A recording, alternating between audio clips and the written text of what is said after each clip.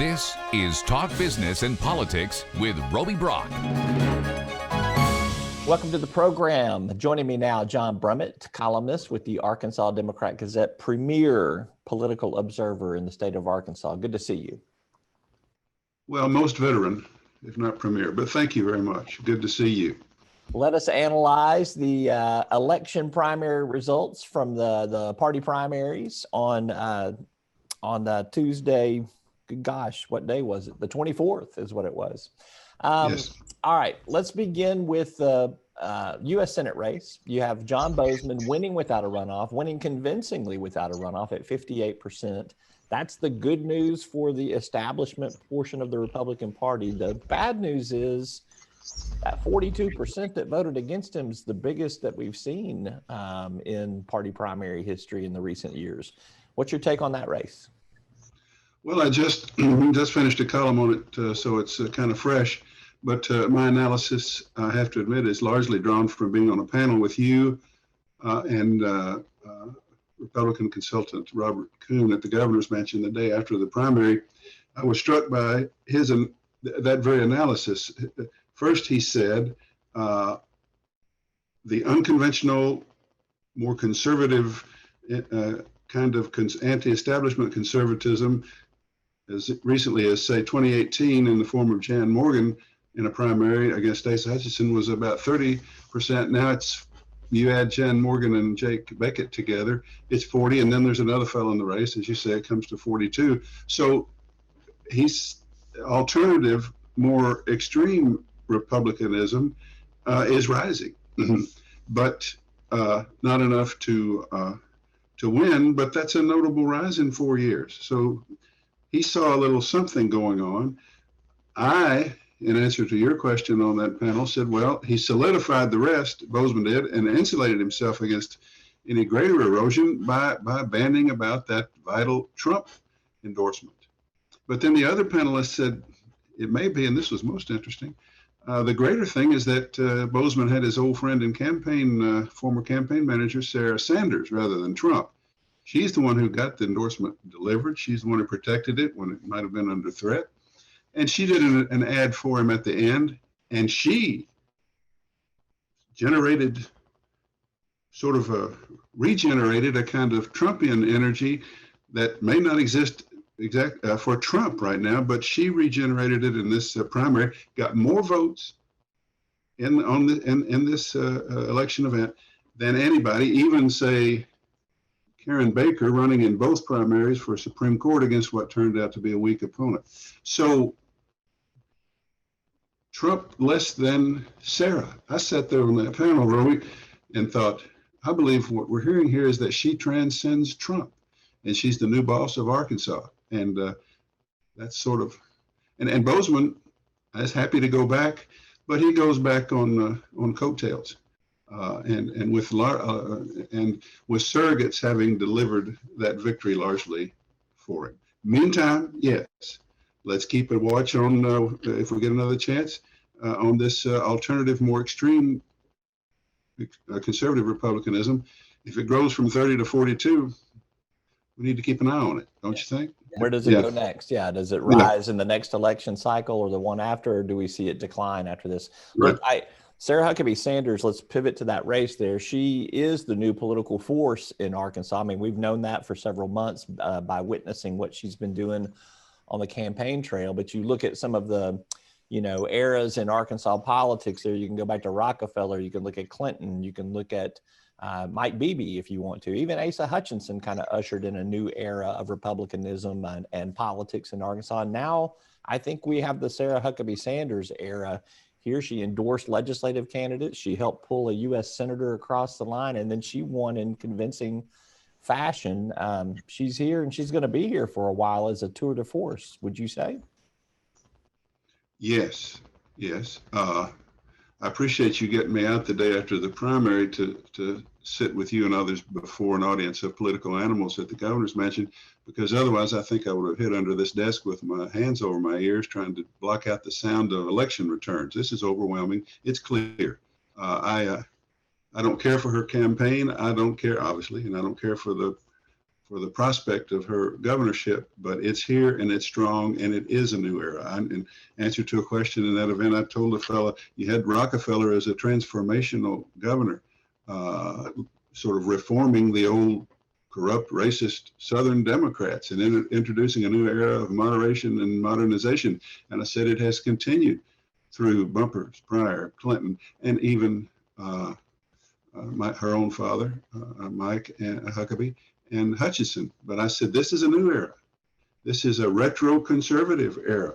And we're going to see where it goes, but it's plainly a shift in what our politics is all about. And you made the excellent point that she runs against the status quo. And she blames the status quo nationally, because she knows politics is nationalized. When she says things can't go on this way, we've got to stop the way things are going, she's saying Joe Biden, Alexandria Ocasio-Cortez, national Democrats, and the woke cancel culture, when in fact, in her job, centrally in her job, her Republican predecessor, Asa Hutchinson, can cite many fine accomplishments. And though she doesn't run remotely on those, or hasn't yet, she's run entirely against the way things are without really considering that the Republican governor now in office coming before you likes to tell us that things have been pretty good in Arkansas, which by many standards they have been. All of that is to say, yes, you had a Rockefeller era, you had the modernization era that covered people, these moderate progressives, and even some Republicans, a couple of them. And now you got the era of Sarah, and it's coming, and it's here, and it's strong. The era of Sarah, retro conservatism. There's my takeaway right there. That's another column for you, I suspect, in the coming days. Chris Jones on the Democratic side wins convincingly in his primary, too. An impressive showing among a crowded field of Democrats. He clearly stood out to Democratic Party voters, even though they are much smaller in number. He starts out as the long shot in this race. He acknowledged that in his acceptance speech, his victory speech on election night. What does he have to do, I guess, to try to move some independent voters over into his column? And what kind of race do you expect him to run against Sarah Huckabee?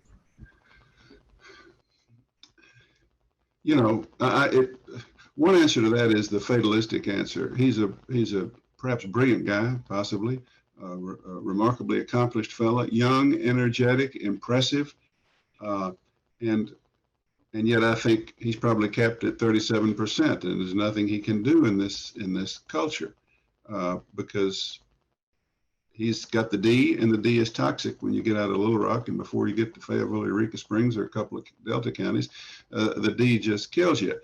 What he's got to do is separate himself from the weight of the National Democratic Party. He can't go. He's got to seek a sweet spot that emphasizes his personality and his appeal, because that remains a big part of our consideration of governors. But that can begin to connect with people, make them think about progressive notions exclusively within Arkansas on Arkansas issues. And that might inconvenience Ms. Sanders a little bit if he could get some currency for that. I think Jones is a better Democratic candidate than Arkansas may want or deserve. And he's a better Democratic candidate for governor than the party that he represents in its current anemic state. So he's got to make it about him, who he is, about his appeal, and about his ideas that may connect somewhere out there in Mountain Home or Clinton, that makes people think about him and his candidacy in an Arkansas way. That's a tall order, but it's what he's got to do, because if he runs laden with the National Democratic Party in Arkansas, 37 is going to be about it. And you can rest assured that Sarah Huckabee Sanders' campaign will remind everybody that he is tied to the National Democratic Party. I believe she will continue to run against Joe Biden. She thinks she can beat him in Arkansas, and I bet she can. Lastly, let's talk about the lieutenant governor's race. Once again, Leslie Rutledge wins that without a runoff. That one did go a little bit later in the night, but that was a crowded field of candidates with multiple candidates representing some different lanes of the Republican Party. It seems like Leslie, somewhat mirroring Sarah Huckabee Sanders and all this national rhetoric, that's the lane to be in. That's the lane to be in.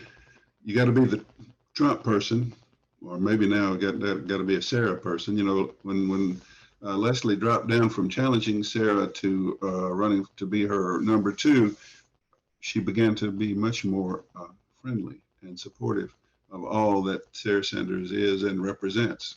So is that there's as one of our other panelists the other day explained. You mean don't discount simple power of incumbency, even if the incumbency gives you a title from another office.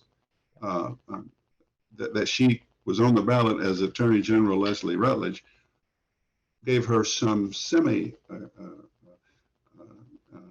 incumbent advantage, just as Tim Griffin as Lieutenant Governor got 285,000 votes, almost as many as Sarah for Attorney General, switching over with the title of Lieutenant Governor. So that's part of it. The other part of it is this was Lieutenant Governor. And I know it's suddenly became somehow important to us because this person could become governor, and people still think Sarah Sanders might run off to the national office somewhere in her term.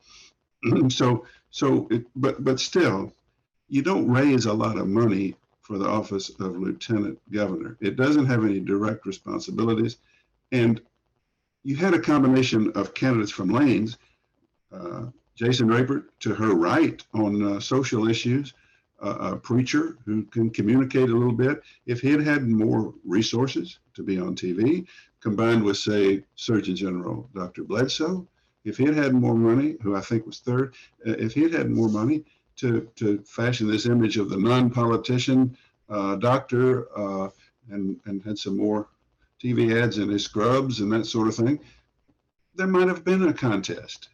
But in the void of money and conventional TV visibility, inertia and default, incumbency, being the identified Trumpy one who people were familiar with, she managed to sweep to what she ended up with, 52, 53, something like that. Somewhere in that range. So that's what happened there. It might have been more interesting with more resources because these challengers filled lanes that could have been troubling for, but they couldn't really solidify or really take off in those lanes once they got there.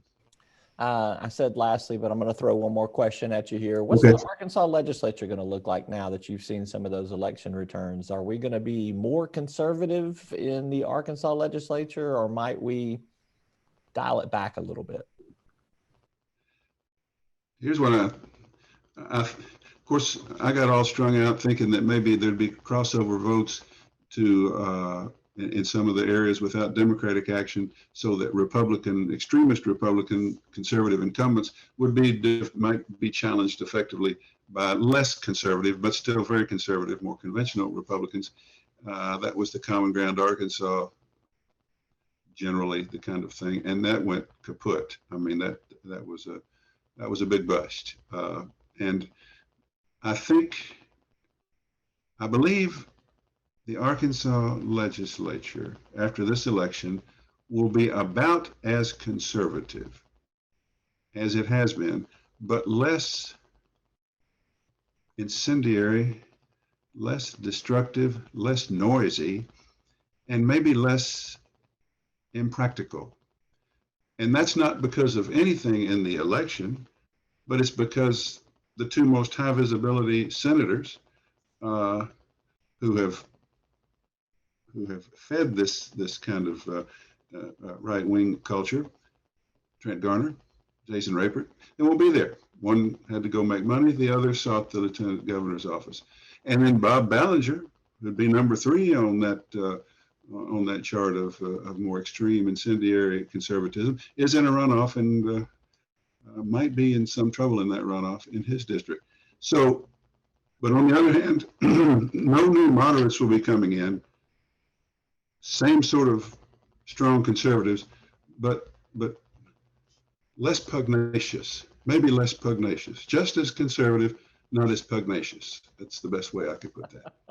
I'm going to throw another adjective out there for you. Less bombastic. How about that? So that's Pugnacious, bombastic. Yes. Very good. All right. all right. He's John Brummett. He's columnist with the Arkansas Democrat Gazette. As always, thank you for your insight, my friend. Well, thanks for asking for it. Bye-bye.